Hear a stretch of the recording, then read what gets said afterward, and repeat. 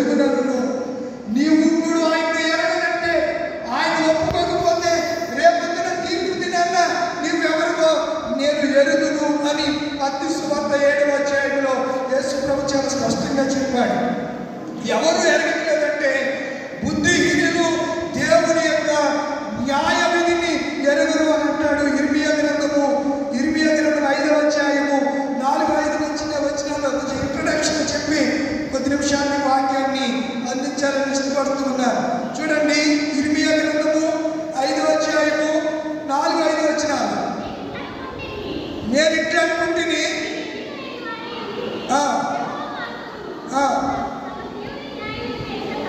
తమ దేవుని న్యాయ విధిని ఎరగక ఏమయ్యారంట? ఏం ఎరగట్లేదు? ఫస్ట్ పాయింట్, ఇశ్రాయేలు ప్రజలు కానీ మనము కానీ దేవుని యొక్క జడ్జిమెంట్ ఏంటో తెలియట్లేదు, దేవుని యొక్క న్యాయ తీర్పు ఏంటో తెలియట్లేదు. ఇశ్రాయేలు ప్రజలతో దేవుడు మాట్లాడుతున్నాడు, నా ప్రజలు న్యాయ విధిని ఎరుగక ఏ హీనులంట? బుద్ధిహీనులై ఉన్నారు. ఏమై ఉన్నారు? బుద్ధిహీనులు. న్యాయాన్ని గుర్తించట్లేదు. ఆయన ఏంటి? సర్వసేనాధ్యక్షుడు, సర్వలోక న్యాయాధిపతి.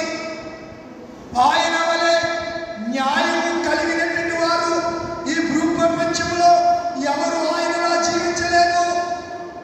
ఆయన న్యాయవంతుడు, ఆయన యథార్థవంతుడు, ఆయన నీతి కలిగినటువంటి దేవుడు. ఆయన ఎవరి పట్ల అమర్యాదగా నడిచిన వాడు కాడు.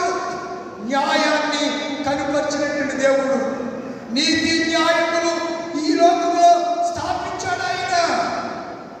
నీతి న్యాయములు ఆయన సింహాసనానికి